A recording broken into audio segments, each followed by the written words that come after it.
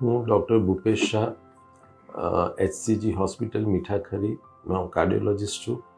આજનો આપણો જે થીમ છે આ વર્ષે, જે વર્લ્ડ હાર્ટ ડે છે 29 September 2025, don't miss a bit.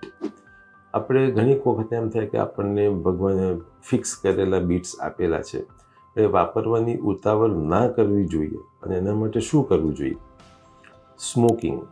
Smoking એ સૌથી અગત્યનું રિસ્ક ફેક્ટર ગણી શકાય. બધા રિસ્ક ફેક્ટરમાંનું સૌથી અગત્યનું રિસ્ક ફેક્ટર એ સ્મોકિંગ છે. એનાથી ન હાર્ટ પણ મગજ, પગની નળીઓ, પેટની નળીઓ, બધી નળીઓ બગડવાની સંભાવના ખૂબ જ વધી જાય છે. અને સ્મોકિંગ ને ડાયાબિટીસ ભેગા થાય એટલે આગમાં પેટ્રોલ છાંટવા જેવું થઈ જાય.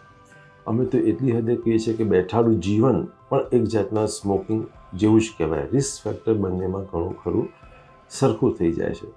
ઘણાને એમ થાય કે હું સ્મોકિંગ નથી કરતો, પણ પેસિવ સ્મોકિંગ પણ એટલો અગત્યનો ભાગ ભજવે છે. પેસિવ સ્મોકિંગ એટલે આપણી બાજુમાં બેઠેલા માણસો સ્મોકિંગ કરતા હોય અને એનો ધુમાડો આપણી અંદર જાય, એને પેસિવ સ્મોકિંગ આપણે કહીએ છીએ. એટલે સ્મોકિંગ જે છે એ ઇમ્પોર્ટન્ટ રિસ્ક ફેક્ટર છે. ઘણા રિસ્ક ફેક્ટર છે, એમાંનું અગત્યનું જે ફેક્ટર કહેવાય, જે આપણે ચેન્જ કરી શકીએ છીએ. ઘણા રિસ્ક ફેક્ટર એવા છે કે જે ચેન્જ નથી કરી શકાતા, લાઈક જીનેટિક્સ. પણ સ્મોકિંગ બંધ કરવું એ તો આપણા હાથમાં છે. સ્મોકિંગથી ન હાર્ટનો રોગ થવો, મગજનો રોગ થવો, પગનો રોગ થવો, પણ કેન્સરની પણ આપણે ચિંતા કરવાની જરૂર છે.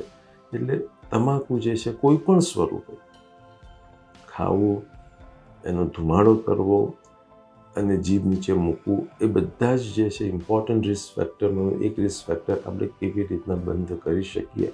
આવો આપણે આ વખતે ભેગા થઈને 2025ના વર્લ્ડ હાર્ટ ડે નિમિત્તે આપણે એક પ્રણ લઈએ કે બને એટલું જલ્દી આપણે સ્મોકિંગને છોડી દઈએ. અને ખાસ કરીને જેમને હૃદયનો રોગ છે, જેમને ડાયાબિટીસ છે, જેમને પગની નળીઓની અંદર બ્લોક છે, એ લોકોએ તો સ્મોકિંગથી દૂર જ રહેવું જોઈએ, એવી મારી સલાહ છે.